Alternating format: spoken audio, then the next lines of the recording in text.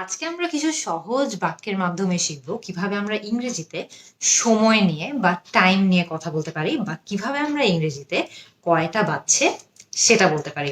So মনে করেন it's dash o'clock, it's 12 o'clock মানে 12টা বাজছে। ইটস 1 o'clock মানে 1টা বাজছে।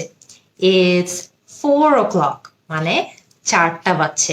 সো খেয়াল করে দেখবেন জাস্ট যতটা বাজছে সেটার কথাই কিন্তু আপনি ড্যাশে বসিয়ে দিলে হচ্ছে, আপনার অন্য কোনো কিছু নিয়ে টেনশন করা লাগছে না। আপনার পুরো বাক্যের স্ট্রাকচারটাও সেম থাকছে। বাক্যের স্ট্রাকচারটা কি? It's dash o'clock, it's 1 o'clock মানে 1টা বাজছে, ইটস 2 o'clock মানে 2টা বাজছে।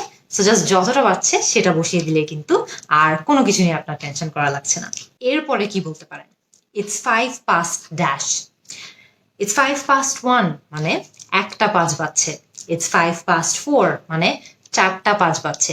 সো কোনো একটা টাইম হয়ে যদি 5 মিনিট কেটে যায়, 12টা 5, ইটস 5 past 12, 6টা 5, ইটস 5 past 6। সো খেয়াল করে দেখবেন যে যখন 5 মিনিট কেটে গিয়ে থাকে তখন কিন্তু আপনি ইজিলি এই স্ট্রাকচারটা ইউজ করতে পারবেন। It's 10 past dash, it's 10 past 12 মানে 12টা 10 বাজে। ইটস 10 past 6 মানে 6টা 10 বাজে। ইটস 10 past 3 মানে 3টা 10 বাজে।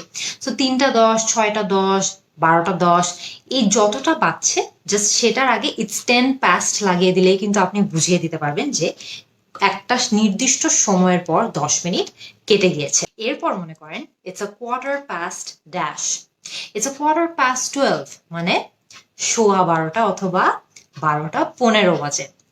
ইটস আ কোয়ার্টার পাস্ট 1, 1:15 বা 1টা 15 বাজে। সো এই ধরনের টাইমগুলো যখন 12টা 15 বাজে বা 1টা 15 বাজে, 3টা 15, 4টা 15, 10টা 15 এই ধরনের টাইমগুলোকে সাধারণত আমরা ইংরেজিতে যখন বলি আমরা it's a quarter past dash এই স্ট্রাকচারটা ইউজ করে বলি। সো যখন আপনি বলছেন ইটস আ কোয়ার্টার পাস্ট 4 মানে 4টা 15 বাজছে। ইটস আ কোয়ার্টার পাস্ট 6 মানে 6টা 15 বাজছে। সো খুবই সহজে কিন্তু আপনি এই ধরনের টাইমগুলো ইজিলি ইংলিশে বলতে পারবেন। এরপর আরেকটা structure it's 20 past dash, it's 20 past 12 মানে 12টা 20 বাজে।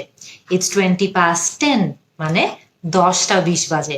ইটস 20 past 6 মানে 6টা 20 বাজে। সো এই ধরনের টাইমগুলো যখন 12টা 20 বাজছে বা 10টা 20 বাজছে, 1টা 20 বাজছে তখন কিন্তু আপনি ইজিলি ইটস 20 past ড্যাশ এই স্ট্রাকচারটা ইউজ করতে পারেন। এরপর মনে করেন it's 25 past dash, it's 25 past 12 মানে 12টা 25 বাজে। ইটস 25 past 11 মানে 11টা 25 বাজে। ইটস 25 past 3 মানে 3টা 25 বাজে। খুবই সহজ কিন্তু ইংরেজিতে টাইম বলা। এরপরে মনে করেন it's half past dash, it's half past 12 মানে 12:30 বা 12টা 30 বাজে। ইটস হাফ পাস্ট 3 3:30 অথবা 3টা 30 বাজে। ইটস হাফ পাস্ট 6 6:30 বা 6টা 30 বাজে। খুবই ইজি না? এরপরে মনে করেন it's 25 to dash, it's 25 to 1 মানে 1টা 25 মিনিট বাকি। ইটস 25 to 2 মানে 2টা 25 মিনিট বাকি। ইটস 25 to 3 মানে 3টা 25 মিনিট বাকি। এরপরে কি? It's 20 to dash, it's 20 to 1 মানে 1টা 20 মিনিট বাকি। ইটস 20 to 2 মানে 2টা 20 মিনিট বাকি। ইটস 20 to 3 মানে 3টা 20 মিনিট বাকি। নেক্সট কি বলতে পারেন? It's a quarter to dash, it's a quarter to 1 মানে 1টা 15 মিনিট বাকি। ইটস আ কোয়ার্টার to 2 মানে 2টা 15 মিনিট বাকি। ইটস আ কোয়ার্টার to 3 মানে 3টা 15 মিনিট বাকি। খুবই সহজ কিন্তু ইংরেজিতে টাইম বলা। আমার তো খুবই সহজ লাগছে, আপনাদেরও নিশ্চয়ই অনেক সহজ লাগছে। লাস্টের দিকের টাইমগুলো আমরা কিভাবে বলতে পারি? It's 10 to dash, it's 10 to 1 মানে 1টা 10 মিনিট বাকি। ইটস 10 to 3 মানে 3টা 10 মিনিট বাকি। ইটস 10 to 6 মানে 6টা 10 মিনিট বাকি। এরপরে কি বলতে পারেন? It's 5 to dash, it's 5 to 1 মানে 1টা 5 মিনিট বাকি। ইটস 5 to 3, মানে 3টা বাজতে 5 মিনিট বাকি।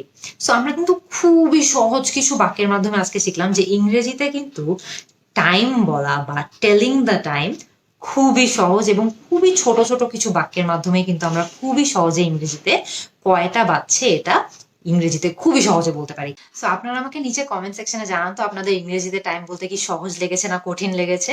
আমি আপনাদের সবার অ্যান্সারের অপেক্ষায় থাকবো। See you in the next class.